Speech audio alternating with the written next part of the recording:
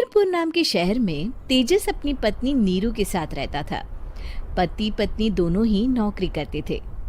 एक दिन तेजस गांव अपनी माँ के पास फोन करता है।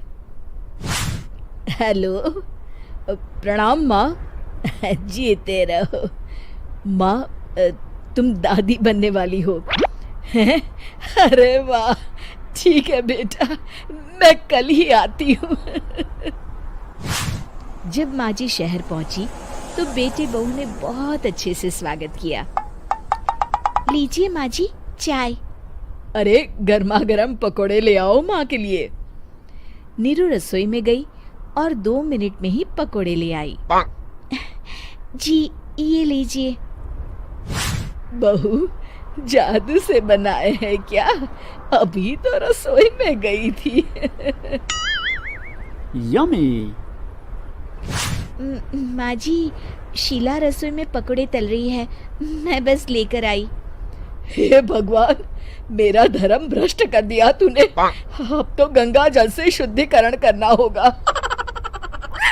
दूसरे दिन, माँ जी मैंने नाश्ता बना दिया है, ऑफिस जा रही हूँ। पर अभी तो घर का सारा काम पड़ा है। शीला आती ही होगी, झाड़ू पोछा बर्तन कपड़े वो सब कर लेगी। हमारे जमाने में घर का सारा काम हम ही करते थे। जी माँ जी, आप बहुत होशियार हैं, मैं घर ऑफिस दोनों नहीं संभाल पाती। तो जरूरत क्या है घर से बाहर जाकर चाकरी करने की? वैसे भी घर का काम खुद करने से घर में बरकत आती है, समझी? पर माँ जी। पर वर कुछ नहीं, इस महीने की पगार मिले फिर ऑफिस बंद है। हाँ। रात को नीरू तेजस से कहती है, सुनिए जी, माँ जी बोल रही थी कि मैं नौकरी छोड़ दूं।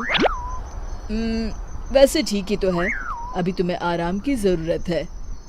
फिर भी आराम कहाँ, शीला को छुड़ाने के लिए बोल रही थी।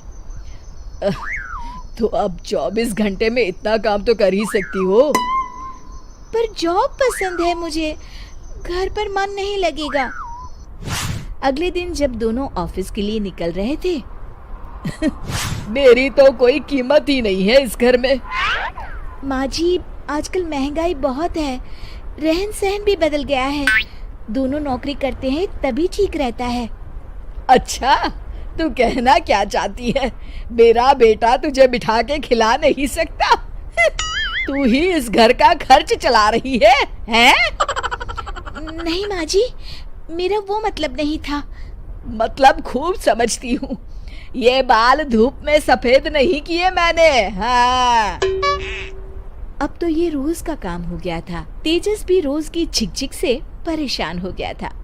एक दिन उसने कहा, नीरू, वैसे भी तुम्हें मैटरनिटी लीव मिलने वाली है, तो अभी से ही छुट्टी ले लो। पर क्या, मेरी सैलरी अच्छी खासी है। आखिर नीरू ने रिजाइन कर दिया। जब बच्चा हुआ तो घर में सब बहुत खुश हुए। कुछ दिनों बाद तेजस फाइल देख रहा था।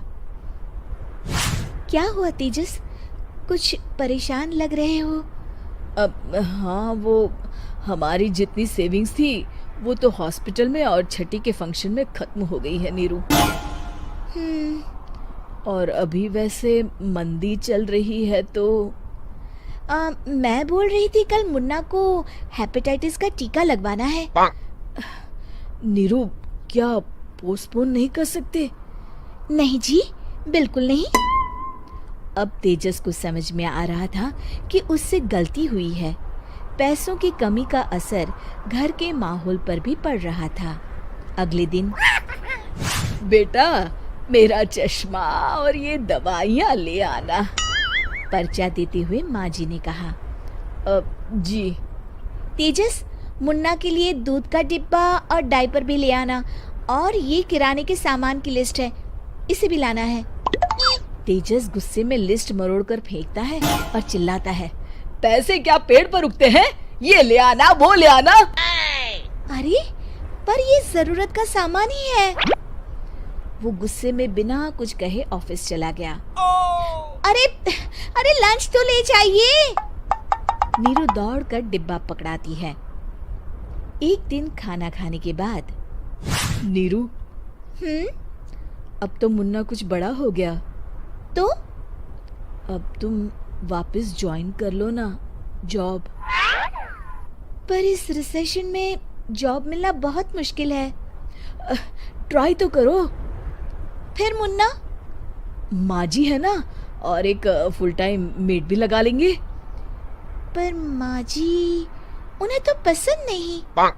तभी माँ जी वहाँ आ जाती है और प्यार से नीरू के सर पर हाथ फेरते हुए बोलती है, अब मेरी समझ में आ गया बहू, पहले के और अब के समय में अंतर है। तुम काम शुरू करो, मुन्ना की जिम्मेदारी मेरी। मेरी प्यारी माँ जी। ये कहकर नीरू उनके गले लग गई। शिक्षा, परिवर्तन संसार का नियम है, हमें भी समय के साथ चलना चाहिए।